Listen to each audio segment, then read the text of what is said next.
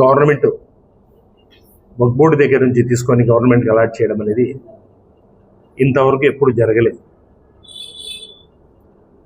నంద్యాలకు చెందినటువంటి గౌరవ మంత్రివర్యులు ఫారూక్ గారు న్యాయశాఖ మంత్రి మరియు మైనార్టీ మంత్రిగా ఉన్నారు. వాళ్లే ఈ రకంగా చేయడము ఎంతవరకు సమంజసం?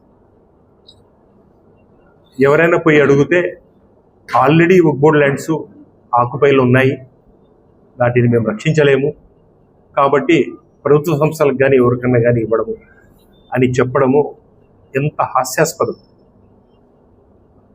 మేము రక్షించలేము కాబట్టి వీటిని వేరే వాళ్ళకి ఇచ్చేస్తామని చెప్పడము ఎంతవరకు సమంజసం? రక్షించాల్సిన బాధ్యత ప్రభుత్వం మీకు ఇచ్చింది, ప్రజలు నమ్మి కూటమి ప్రభుత్వానికి ఇచ్చింది. మాకు చేత కాదు అంటే తప్పుకోవాలి, ప్రభుత్వం నుంచి వెళ్ళిపోవాలి, వేరే వాళ్ళకి అలాట్ చేయడం ఎంతవరకు?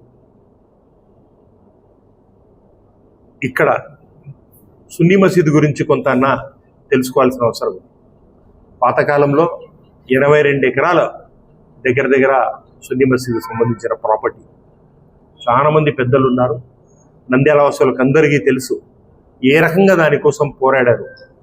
అల్లాకు ప్రీతిపాత్రులైన కరీం భాయ్ కానీ, జానీ భాయ్ కానీ, కొలుమి ఇబ్రాహీం కానీ చాలామంది దానికోసం ఏ రకంగా పోరాడి ఇక్కడి నుంచి పోయి కౌలూరుకు ఎన్ని రకాలుగా కోర్టుకు పోయి దాన్ని సక్సెస్ చేసుకొని కాపాడిన వ్యక్తులు. వేరే వాళ్లకు ఆకుపై అయ్యి వేరే వాళ్ళు అగ్రికల్చర్ ఇరిగేషన్ చేస్తూ ఉంటే కాదు ఇది వక్ఫ్ బోర్డు ల్యాండ్, వక్ఫ్ బోర్డుకే రావాలని చెప్పేసి పోరాడి సక్సెస్ చేసిన వ్యక్తులు నంద్యాల వాసులు కాదా? మంత్రిగా మీకు తెలీదా? నంద్యాల వాసిగా మీకు తెలీదా? ఆ రకంగా కాపాడిన దాన్ని ఈరోజు మీరు అక్కడ ఈదిగా ఉంది 20 ఎకరాల్లో, దాంట్లో 10 ఎకరాలు మీరు కోర్టు కాంప్లెక్స్కు ఇవ్వడం ఎంతవరకు సమంజసం? మళ్ళీ చాబోల్లో అత్యంత విలువైనది 19 ఎకరాల 14 సెంట్లు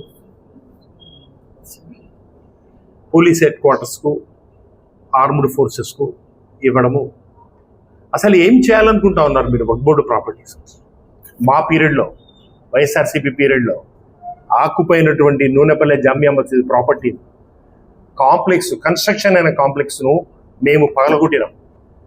అది నిబద్ధత అంటే. వక్ఫ్ బోర్డు ప్రాపర్టీస్ ఆపాల్సిన బాధ్యత మీకుంది. ఏ రకంగా మీరు ఇస్తారు ఇది?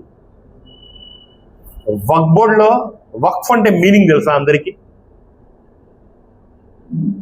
ఒక్కసారి పెద్దలు ఎంతోమంది అల్లా కోసము, అల్లా సేవ కోసమని వక్ఫ్ ఇచ్చినారు. ఒక్కసారి వక్ఫ్ ఇస్తే వక్ఫే అది. అది వేరే వాళ్ళకి ఎవరికే కానీ బదలాయించడానికి, ట్రాన్స్ఫర్డానికి వీలే లేదు. అది అన్ని రకాలుగా అది వక్ఫే. ముస్లింలకు కావాల్సిన మంచి పనికి యూజ్ చేయడం తప్ప దాన్ని వేరే వానికి అమ్ముకోవడానికి కానీ బదలాయించడానికి ఎట్టి పరిస్థితుల్లో వీల్లేదు. మీరు దాన్ని ఈరోజు ఈ రకంగా ఎప్పుడూ నంద్యాల చరిత్రలో ఎప్పుడూ లేని రాక్షసంగా ఈ రకంగా మీరు బదలాయించడం ఎంతవరకు సమంజసం? ఇది తప్పుడు విధానము. రాష్ట్రంలో ఎక్కడైనా సరే ఈ విధానాన్ని మేము వ్యతిరేకిస్తాము. ఇంతకుముందు మీరు ఇట్లే గుంటూరులో చేశారు. నూరే ఫాతిమా గారు, మా వైఎస్ఆర్సీపీ ఇన్ఛార్జి, ఎంత రకంగా ఫైట్ చేశారు. ఈరోజు మళ్ళీ దీనికి వక్ఫ్ బోర్డు ప్రాపర్టీస్ని మీరు ఏం చేయాలనుకుంటా ఉన్నారు? ఎవరికి ఇవ్వాలనుకుంటా ఉన్నారు? మళ్ళీ మీరు ఏం చెప్తా ఉన్నారు? దీనికి సమానమైన విలువ కలిగిన అమౌంట్ ఇస్తాము అని చెప్తా ఉన్నారు. రిజిస్ట్రేషన్ వాల్యూ ఎంత తక్కువ ఉంటుంది? లేదా దానికి సమానమైన ల్యాండ్ ఇస్తామని చెప్తాం. ఏ మాత్రం వక్ఫ్ బోర్డు ల్యాండ్ టచ్ చేయడానికి వీలు లేదని క్లియర్గా అన్ని రకాల జీవోలలో మీకు తెలిసి కూడా ఈ రకంగా రాంగ్ వేలో తీసుకోవడం ఎంతవరకు సమంజసం? ఏ రకంగా మీరు రాష్ట్రాన్ని అధోగతి పాలు చేస్తూ ఉన్నారు? మైనారిటీల మనోభావాలతో ఈ రకంగా మీరు ఆడుకుంటారా? మేము ఖచ్చితంగా దీనికోసం పోరాడతాం. ఏ పోలీసులకు కానీ, కోర్టుకు కానీ ఎవరికి ఇచ్చినా మేము ఒప్పుకునే సమస్య లేదు. దీనికోసం ఎంత దూరమైనా పోతాము. లీగల్గా, న్యాయపరంగా, చట్టపరంగా ధర్నాలు అవి మా పార్టీ తరఫున చేస్తాము. దీన్నైతే మేము ఖచ్చితంగా కాపాడుకుంటాము. నేను ఒక్కసారి నంద్యాల ముస్లిం సోదరులకు అందరికీ నేను మీ ద్వారా రిక్వెస్ట్ చేస్తా ఉన్నాను, దయచేసి కదలిరండి. ఇది మనము నష్టపోతా ఉన్నాం. దేనికోసమో మీరు వచ్చేసి ఆలోచన చెయ్యొద్దు.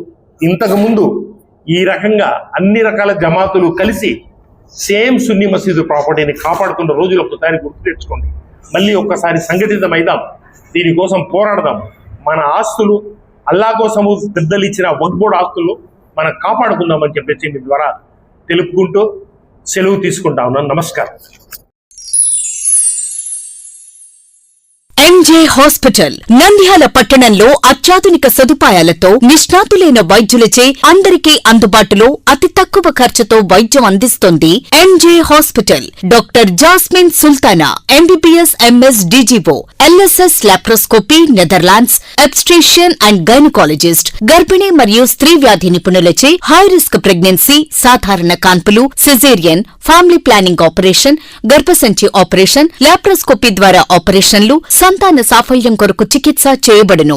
ఇప్పటి వరకు విజయవంతంగా 988 డెలివరీలు చేయడం జరిగింది. 75 నుండి 80% నార్మల్ డెలివరీలు చేయడం జరిగిందని తెలియజేయటకు సంతోషిస్తున్నాం. సుమారు 4 కేజీల బరువు గల కణితిని తీస్తూ మరో ప్రక్క 3.5 కేజీల బరువున్న శిశువును అతి కష్టమైన ఆపరేషన్ విజయవంతంగా బయటికి తీయడం జరిగింది.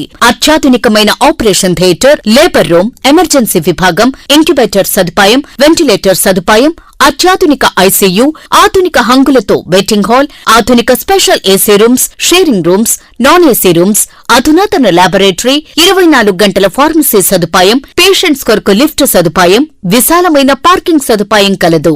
చిన్నపిల్లల వైద్య నిపుణులు, లాప్రోస్కోపిక్ విభాగం మరియు అత్యవసర సేవలు అందించబడును. వివరాలకు సంప్రదించండి. MJ hospital, Sanjeev Nagar, Nandyal. Phone numbers 9063078981, 08514359702.